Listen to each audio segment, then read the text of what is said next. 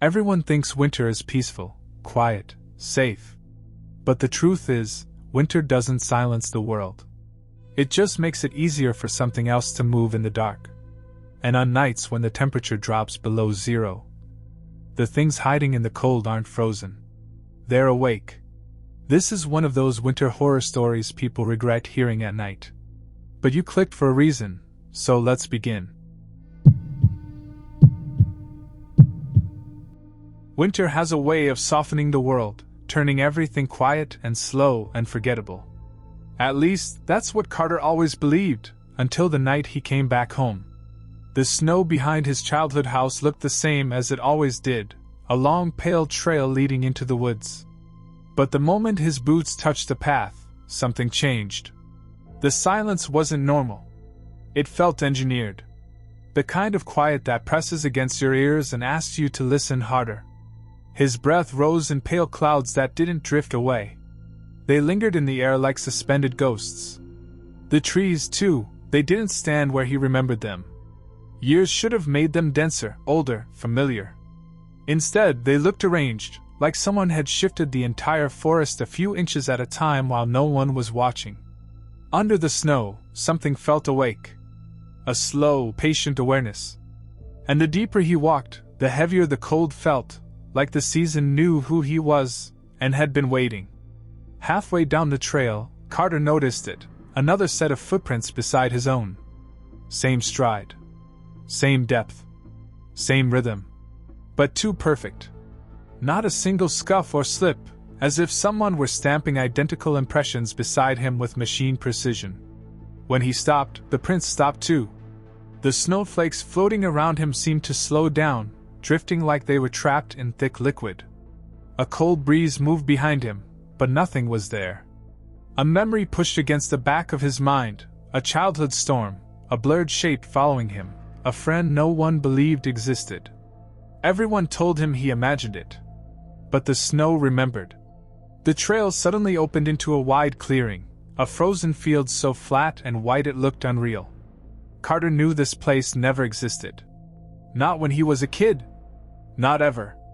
Yet the space around him felt intentional, like a room with no walls. The footprints beside him changed direction, no longer following, but leading, stretching straight into the center of the clearing. A faint vibration hummed through the ground beneath him, slow, rhythmic, like breath under ice. Like something huge was sleeping just below the surface. The deeper he stepped into the field, the deeper the snow pulled at him. Not enough to trap him, just enough to let him know it recognized him. Welcomed him. Remembered him. Winter wasn't cold tonight. Winter was aware. In the center of the clearing, a small mound bulged under the snow. A shape. Something hidden. When Carter brushed away the snow, his stomach dropped. A glove. Tiny. Blue. His glove. Not lost. Not forgotten. Saved. The memory slammed into him. He hadn't wandered the storm alone as a child.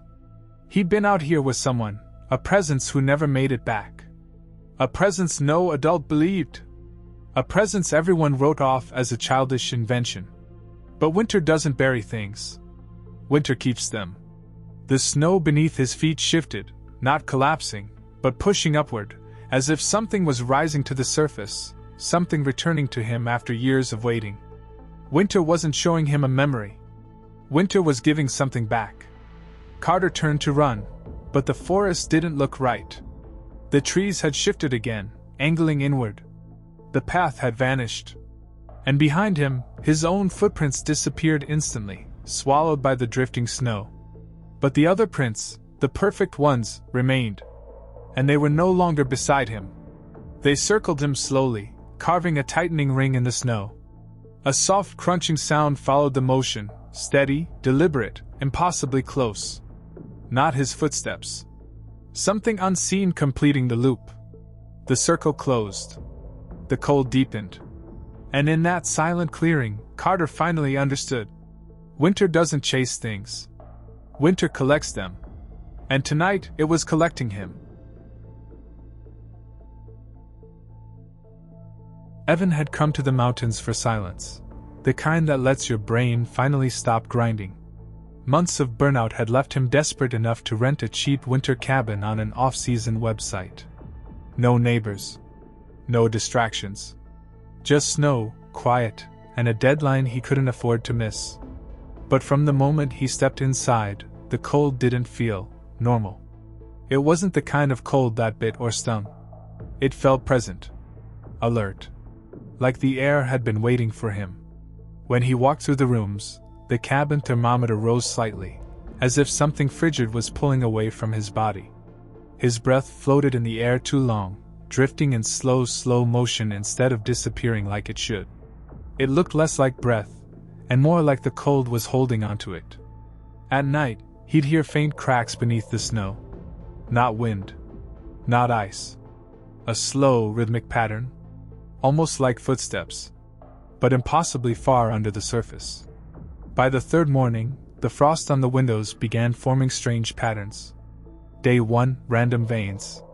Day 2, branching shapes. Day 3, a perfect curve of 5 long lines. Not scratches. Not cracks. Finger lengths. Yet outside, the snow around the cabin was perfectly smooth. No footsteps. No disturbances. Only long, subtle drag lines under the snowpack, shifting as if something massive was swimming beneath the surface. That night, Evan dreamed he heard footsteps crunching around the cabin. Slow. Heavy. But when he woke, the sound kept going for 3 more seconds. The realization chilled him deeper than any winter wind. His dreams weren't dreams. He'd woken up in the middle of the sound. The storm hit on the 4th night. Power died. Darkness flooded the cabin in a cold, pale blue glow. On the window, the frost now showed the shape of a full handprint, stretched and thin, like something tall had been leaning close, studying him. The floor vibrated. Slow. Pulsing. Like a heartbeat. Then came the cracking noise, deep and resonant, not like ice breaking, but like something expanding a ribcage beneath the cabin. Evan held his breath as the entire structure shifted 1 small inch sideways. A movement too subtle to be dramatic, but too exact to be natural. He realized the cabin wasn't resting on frozen earth. It was resting on a surface. A surface that was breathing. The snow outside began to ripple in slow waves, rising and falling as something enormous pushed upward. And then Evan saw it. On the frost-covered window. A perfect outline of his own body. Smile. Head tilt. Shoulders. Arms at his sides. Not a guess. Not a distortion. A recording of him. Captured in ice. Studied. Recreated. The cold wasn't reacting to him. It was learning him. Snow doesn't preserve footprints. It preserves people. Winter wasn't a season. It was a collector. And tonight, it wanted him in its archive. Days later, a rescue team reached the property. They found the cabin tilted into a smooth, unnatural sinkhole, the snow sunken as if something enormous had pulled it downward from below. No tracks. No damage. No blood. Just absence. Inside, on the biggest window, perfectly frozen in a sheet of frost. A life-size human imprint, as though someone had pressed their entire body against the glass. Before being pulled straight through it. Locals still whispered the same line every winter. People don't die up here. Winter collects them. I was driving home from a remote mountain town called Timberline. The kind of place that shuts down after dark because the roads turn into polished glass and the temperature drops like the world is exhaling its last breath. The highway was empty, dead silent, and the snowfall was barely more than dust. I kept telling myself I'd be home in 2 hours, warm, safe, out of this winter void. But a few miles out of town, something changed. The snowfall wasn't falling. It was drifting sideways, like it was following the car. Moving at the exact same speed. And every time I glanced in the mirror, I'd see the same thing. A faint shape behind me. Not a car. Not headlights. Just a dark, shifting outline in the snowfall, like something tall was pacing the vehicle, obscured inside its own private blizzard. I tried to ignore it. But the snow didn't stop. It stayed beside me, matching my speed, matching my lane, matching my breath. 20 minutes later, I noticed the temperature inside the car was dropping. The heater was blasting, but the air coming out was only lukewarm, then cold, then freezing. My fingertips felt numb on the steering wheel. And then I saw it. Snow forming on the inside of the windshield. Tiny specks clinging to the glass, not melting, not fading, just sitting there like they belong. My breath fogged so thick I could barely see. The steering wheel frosted over. The car groaned like metal shrinking in deep freeze. Then a low vibration traveled through the road. Deep. Slow. Like heavy footsteps keeping pace beneath the asphalt. Whatever was following me wasn't behind the car. It was below it. The snowfall beside me thickened until it became a swirling column, a twisting white vortex that kept perfect pace with my car, as if it had shape, form, intention. Every instinct screamed to speed up. So I did. 50. 60.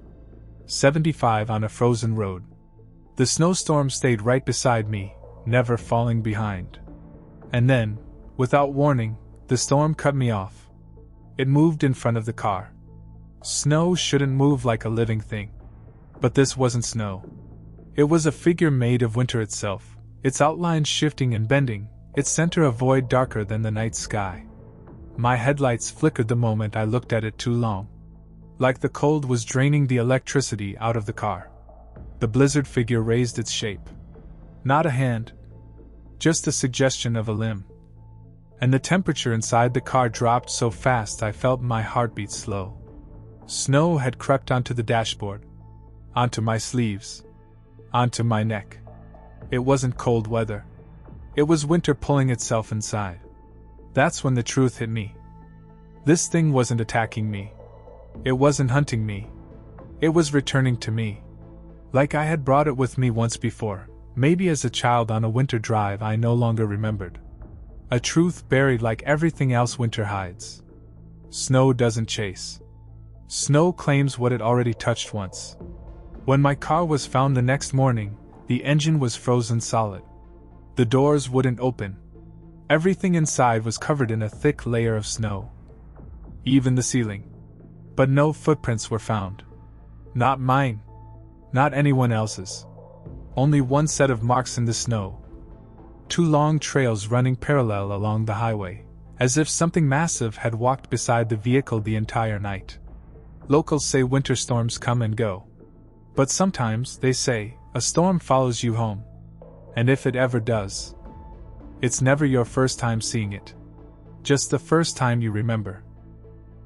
If you're still here, be careful tonight. Winter remembers everything.